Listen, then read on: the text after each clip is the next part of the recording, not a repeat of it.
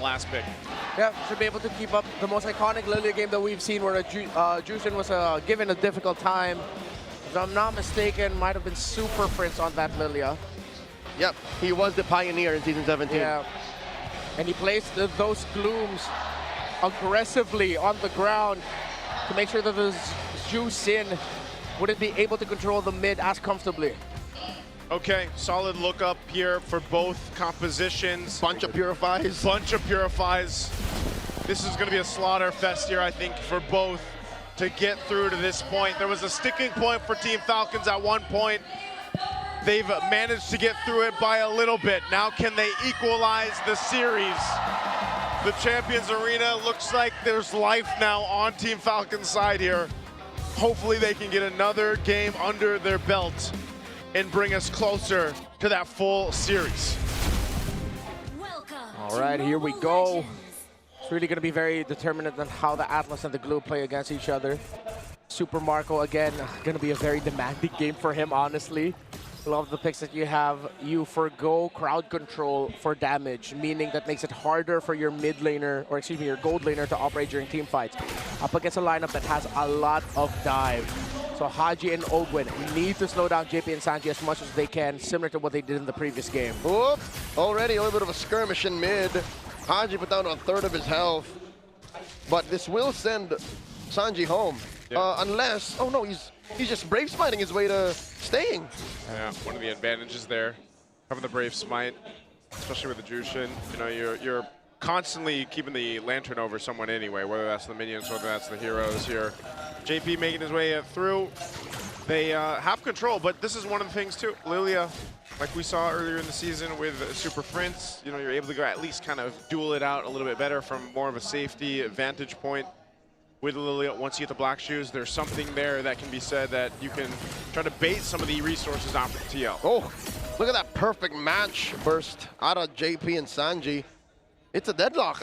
It's been a while since we've seen almost no one budging in the mid-roam duo.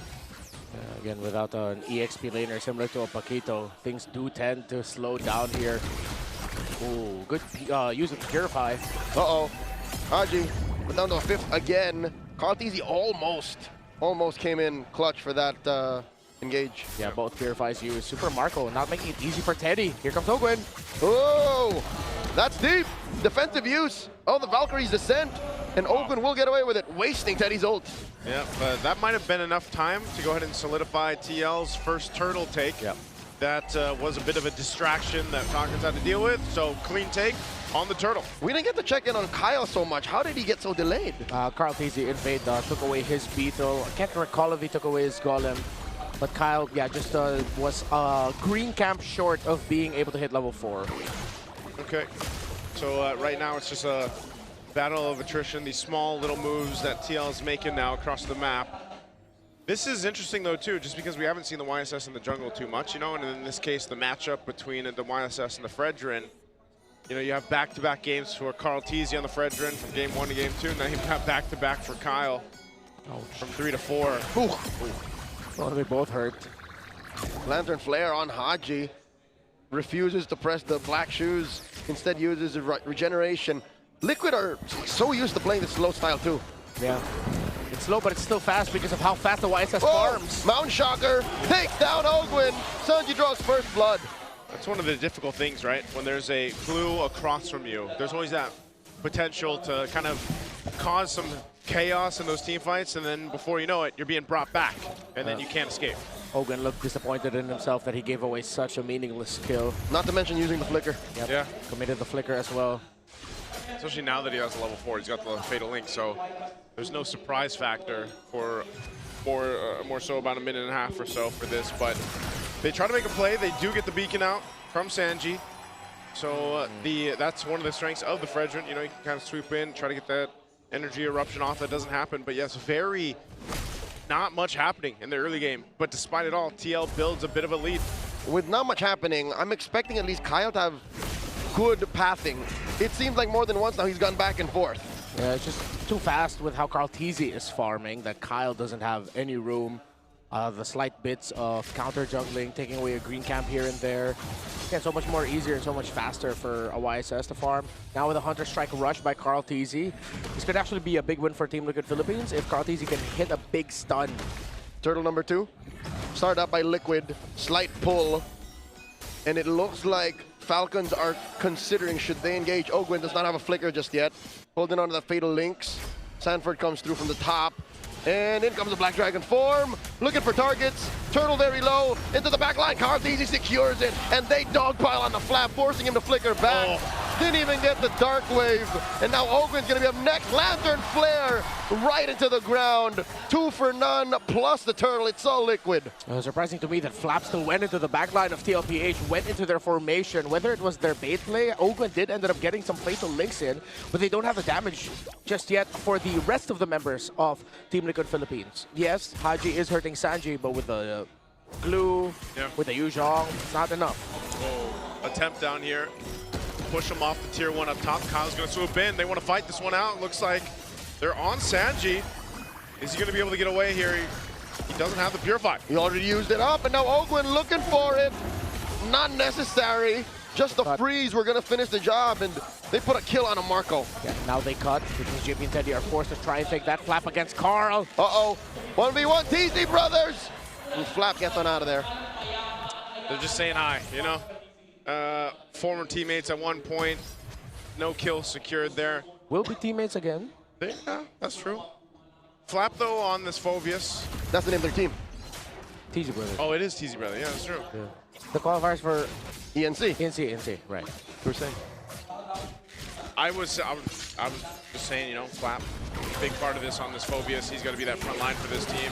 Obviously, a lot inside Ogwin, but I think, as we usually see with the Atlases so far, you know, not only that Fatal Links kind of being the big setup, but you've got to burn these Purifies out from Sanji and Teddy if you can. Whoa! Talking about Teddy, Valkyrie's just sent right into Marco's face. Marco running through it. Sanji comes in from the flank, takes him down. 2v1, successful gank. I guess that's what we were talking about when we mentioned earlier. Tlph said he wanted to see a little more spunk from Teddy. Well, there it is. He's quite aggressive on the Freya. Yeah. Also knew that with Sanji rotating topside, there would be a sure kill for them. Great call by Liquid. And now they go straight for the Turtle.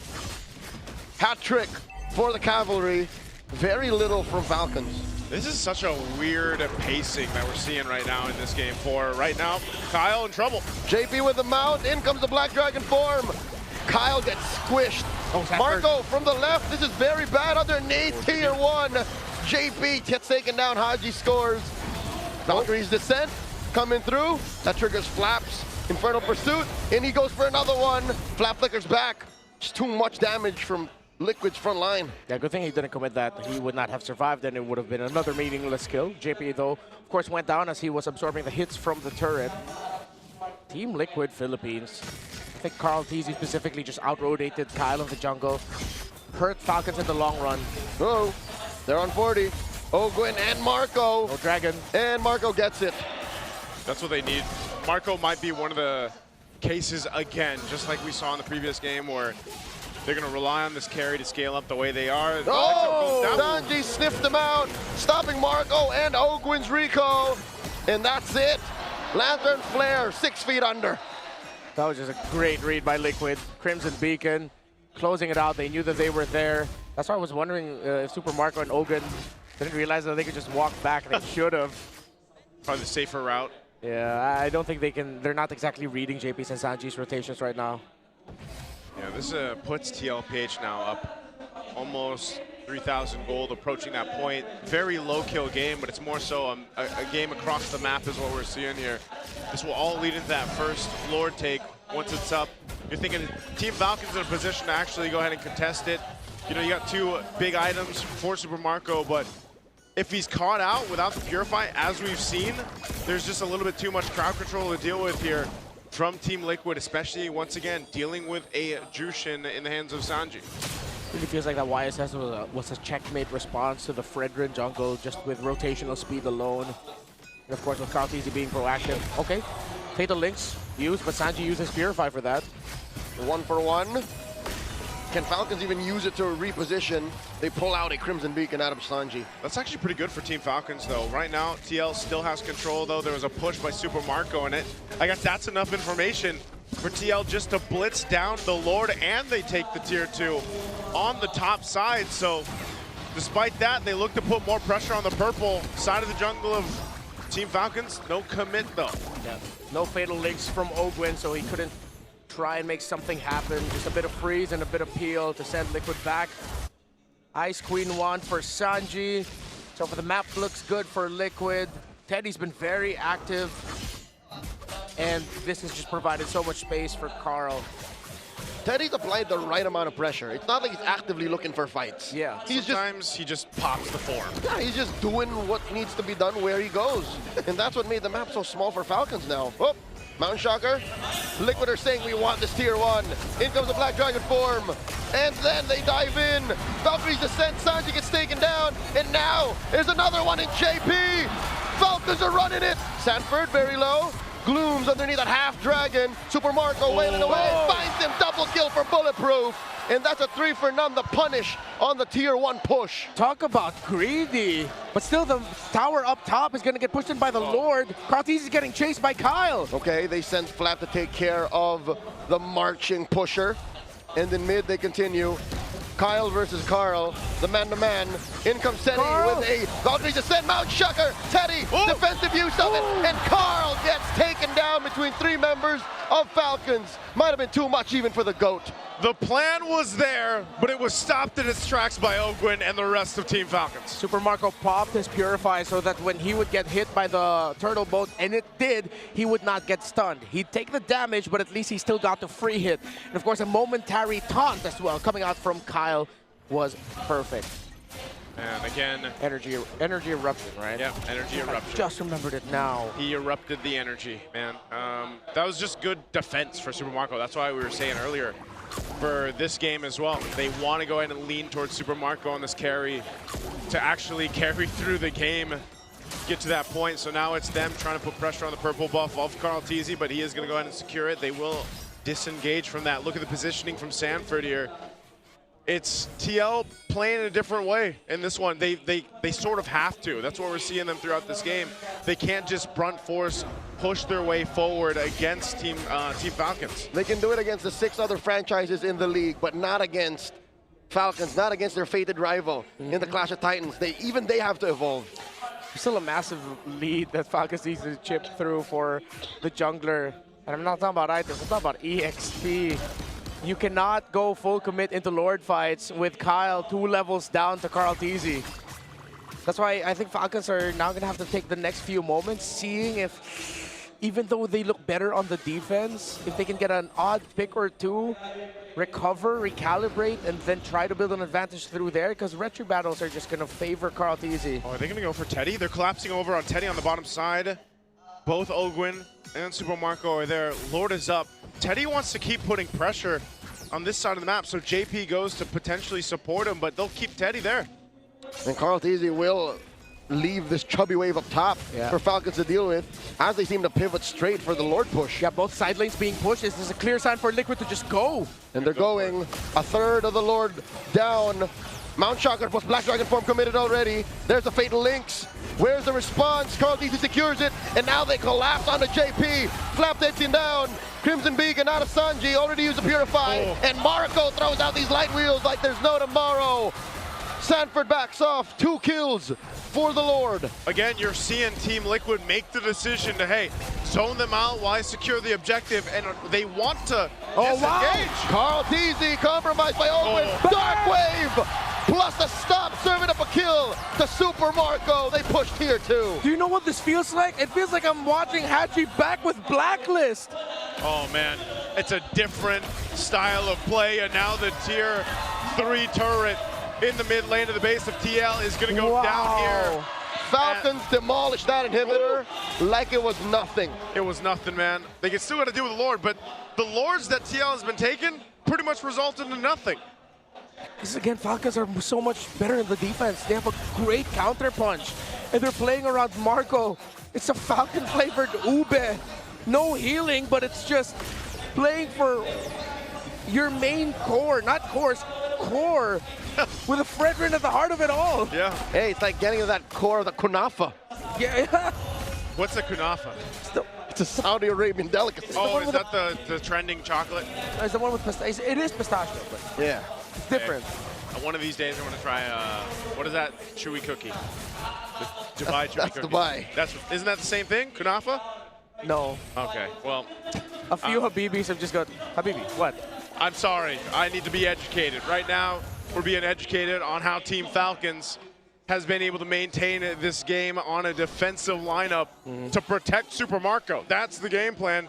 And it's interesting, too, because Haji, the way he's activating this play style on the Solilia is he's just enough to go ahead and whittle down the health bars, and even having a Lantern himself, he's hurting these tankier members of Team Liquid. Yeah, and with JP going down, Sanford going down really quick, there's not enough time for Teddy to do Teddy things on this Freya. This is one of the difficult things about the Freya comes into the late game.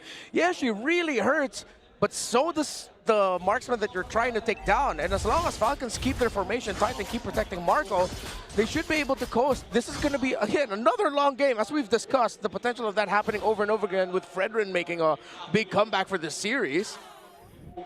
And it's just poetic because Haji also flourished in the macro-centric era. Yeah, that's why I said it feels like I'm watching Haji back with Blacklist. How many times have we seen Blacklist in the past where it's like, oh, they're losing the early game, the other team's getting everything. Yeah. Nope, you get the Lord, but we get you guys, we're getting bodies, and we get your tower and base. Then we'll play this defensive tool that for some reason you just cannot go up against. That was also Team Falcons, though. Like when they were even previously Falcons AP Bren, and when they were AP Bren, Yeah. like they master the macro level of gameplay. You know, I think that was a big point of why they even were able to win a world championship for M5. So you can see them, they're setting up around this Lord. They've got this dance figured out. TL, do they want to approach this? Teddy is swinging up here, quarter health. Okay, Ogwin comes through, clashing with that dragon, and Kyle secures. The fight continues. Flat with the winter crown, the freeze, Fatal Link, Super Marco still throwing him out, taking down Tlph, and he takes out Sanford. It's all about Marco, baby, as he serves up a kill to Haji. Down goes Teddy, Kyle gets him, and now Ogwin man-to-man defense with the Lone Stallion. How does this keep happening? It looks like Falcons have found their new code! They're inside the base. They're storming the core. Falcons even out the score 2-2 against the defending champions.